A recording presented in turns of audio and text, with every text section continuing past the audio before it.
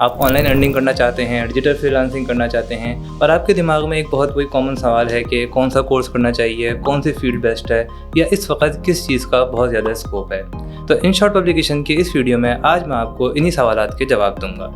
अब सबसे पहली चीज़ तो ये आपको ये समझने की ज़रूरत है, क्योंकि ये अक्सर होता है कि मेरा क्योंकि इस फील्ड से ताल्लुक़ है काफ़ी पुराना, तो मेरे पास अक्सर लोग आते हैं और ये सवाल पूछते हैं कि आप कोई ऐसा कोर्स बताएं बस जिसको करते ही हमारी कोई ऑनलाइन अर्निंग शुरू हो जाए, कोई बस हम पैसे कमाने शुरू कर दें फ्रीलांसिंग के ज़रिए।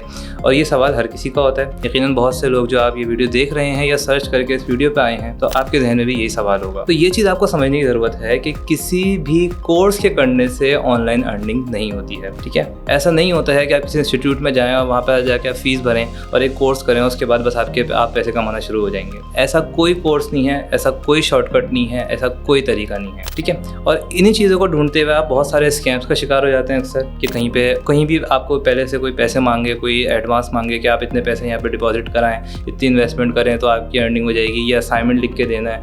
इस तरह के जितने भी तरीके होते हैं जहाँ एटलीस्ट आपसे कोई पहले पैसे मांगे, वो तमाम तरीके, वो तमाम मेथड्स फेक होते हैं, स्कैम होते हैं। तो आखिर ये जो आजकल इतना ट्रेंड है online earning, freelancing, Fiverr, Upwork, ये क्या होता है, इसको अगर आपने करना है क्या तरीका होगा इसका, इस चीज़ को बहुत ही डिटेल्स के साथ मैं स्टेप बाय स्टेप पूरा तरीका मैं आपको समझाऊंगा कि अगर आप करना चाहते हैं और इसी स्टेज पे अभी तक स्टक हैं, पहले स्टेज पे, कि आपको ये समझ नहीं आ रहा कि शुरू कहाँ से करें, होता क्या है, किस तरह होता है, तो ये वीडियो आपके लिए है।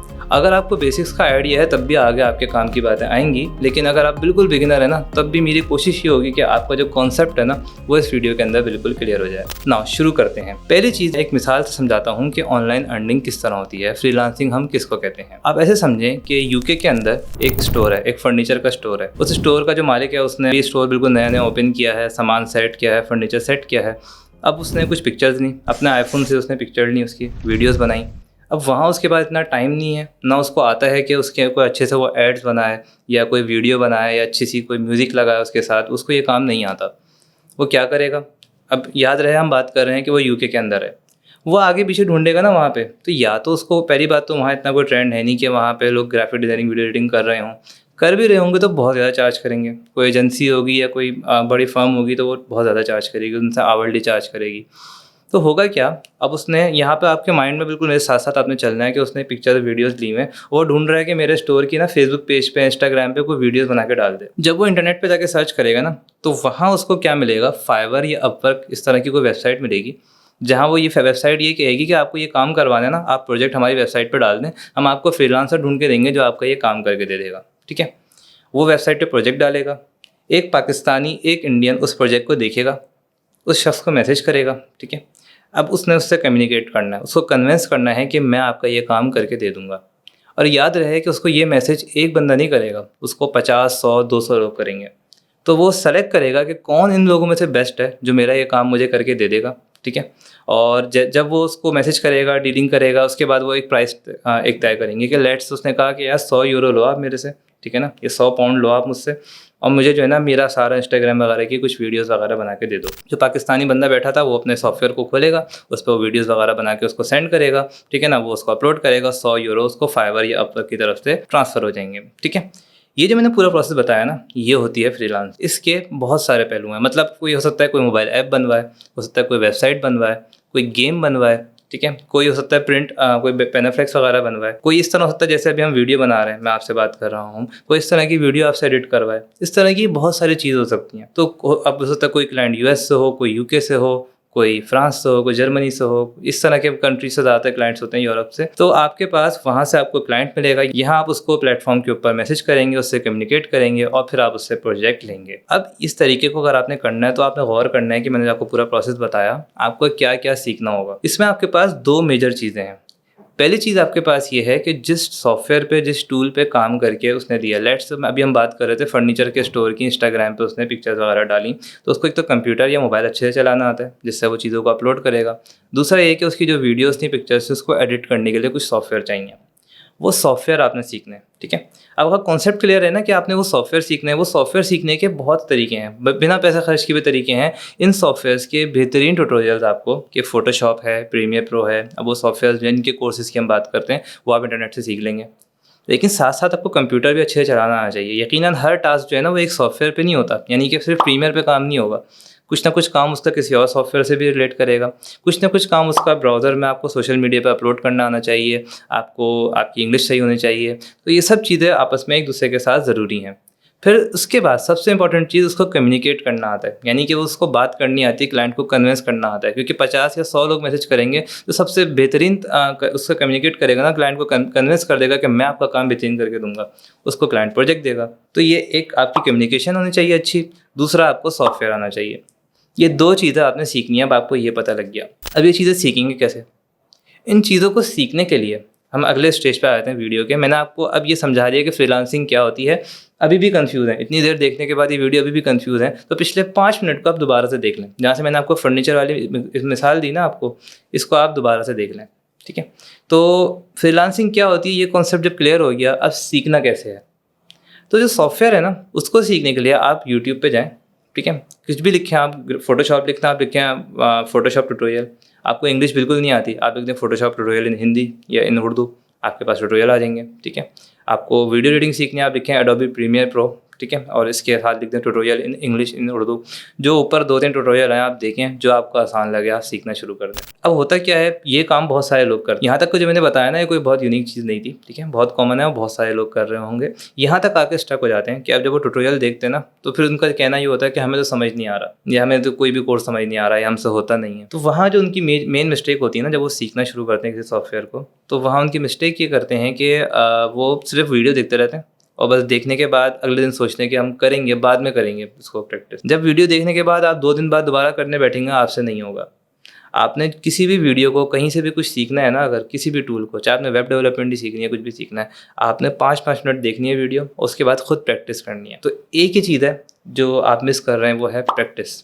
और वो क्योंकि मुझे मालूम है, मैं रोज़ाना कई 100 स्टूडेंट्स को देख रहा होता हूँ, तो वो प्रैक्टिस नहीं करते, सिर्फ वीडियोस देख लेंगे या कोई क्लासेस ले लेंगे। आपने खुद बैठ के प्रैक्टिस करनी है। जो चीज़ आपको वहाँ करवाई जा रही है, आपने उसकी प्रैक्टिस करनी है, एंड विद टाइम आप उस सॉफ्टवेयर को सीख जाएंगे। नाउ, कौन सा कोर्स करना चाहिए, यानी मैं कौन सी फील्ड लूँ? इतनी सारी फील्ड हैं, video editing, graphic designing, web development. तो पहली चीज़ तो ये है कि हर फील्ड जो है ना, इनमें जितनी चीज़ें हैं, उन सब फील्ड में जो एक्सपर्ट हैं वो बहुत कमा रहे हैं। यानी कोई भी फील्ड ऐसी नहीं है कि ये बिल्कुल बेकार है, ये तो करनी नहीं चाहिए, ठीक है? हर फील्ड में जो एक्सपर्ट होगा, जिसको अच्छे से आती है, वो बहुत कमाएगा, उसके अंदर बहुत अर्न करेगा। लेकिन आपने कौन सी फील्ड लेनी है, ठीक है?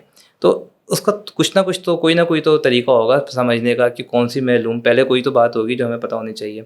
तो उसको मैं आपको थोड़ा सा बताता हूँ कि इन जो फील्ड्स है ना जितनी भी, इनको हम 2 हिस्सों में डिवाइड कर सकते हैं। एक है आपके पास क्रिएटिव साइड, और एक आपको हम नाम दे देते हैं कोडिंग साइड।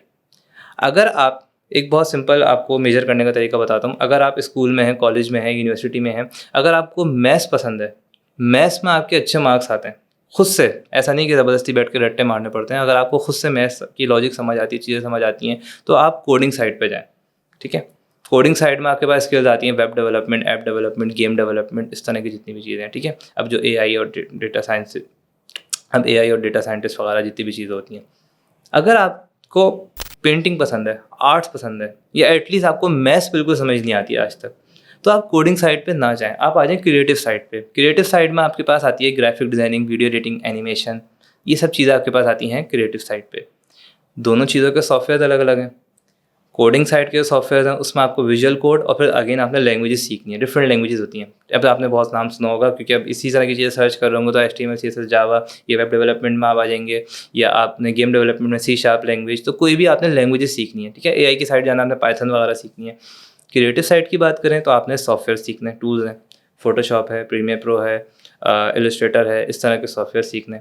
ये 2 आपके पास मेन डोमेन है। अब आपने सेलेक्ट करना है मैंने किस डोमेन में जाना है। इस डोमेन में आना है तो इस डोमेन का सॉफ्टवेयर सीखें, दूसरे डोमेन में जाना है दूसरे डोमेन का सॉफ्टवेयर सीखें। होता क्या है कि मेरे पास इंस्टीट्यूट में अक्सर स्टूडेंट आके बैठते हैं, और मेरा पहला सवाल उनसे हमेशा यही होता है कि वो आते हैं और तकरीबन 99% यही कहते हैं, ग्राफिक डिज़ाइनिंग कोर्स करना है, बस हमको ग्राफिक डिज़ाइनिंग कोर्स करना है, ठीक है? मैं उनको बोलूँ अच्छा भाई लाओ इतनी फीस दो, आप बैठ जाओ, करना शुरू कर दो, ठीक है? या मैं बोलूँ जाओ ऑनलाइन ये ट्यूटोरियल करना शुरू कर दो। लेकिन फिर उसके बाद वो आएंगे कि हमें समझ नहीं आ रही। तो मैंने कुछ बातें तो बता दी, प्रैक्टिस करनी है, करनी है। ग्राफिक डिज़ाइनिंग ही क्यों करनी है? कभी कोई आपसे पूछे, मैं उनसे ये पूछता हूँ क्यों करनी है ग्राफिक डिज़ाइनिंग? किसी का कोई जवाब नहीं होता। जो भी आता है ना, उससे पूछता हूँ अच्छा ये कोर्स क्यों करना है? तो जवाब नहीं होता, बस देखा है, कहीं सुना है। तो जो मैंने अभी बातें बताई ना, उसके बाद आपके पास एटलीस्ट ये आंसर होना चाहिए, क्योंकि मुझे मैथ्स पसंद है, क्योंकि मुझे कोडिंग समझ आती है, तो मैं ये वाला कोर्स करना चाहता हूँ। क्योंकि मुझे मैथ्स बिल्कुल नहीं पसंद, मुझे आर्ट साइड पे इंटरेस्ट है, मुझे पेंटिंग करता हूँ, तो मुझे इसलिए फोटोशॉप करना है, ग्राफिक डिज़ाइनिंग करनी है। इन सब चीज़ों से पहले आपको बेसिक कंप्यूटर आनी चाहिए। अब बेसिक कंप्यूटर का मतलब ये है कि बहुत सारे लोग ऐसा होता है घर पे कंप्यूटर ही नहीं है, कभी कंप्यूटर इस्तेमाल ही नहीं किया, ईमेल भी नहीं बनाई हुई, और आके कहते हैं कि एआई का कोर्स करना है। आपने देखा होगा आजकल जनरली बहुत चल रहा है कि एआई का कोर्स हो रहा है, गवर्नमेंट करवा रही है, स्टेडियम में टेस्ट हो रहा है, स्टेडियम भर के लोग टेस्ट दे रहे हैं। कहाँ जा रहे हैं वो लोग?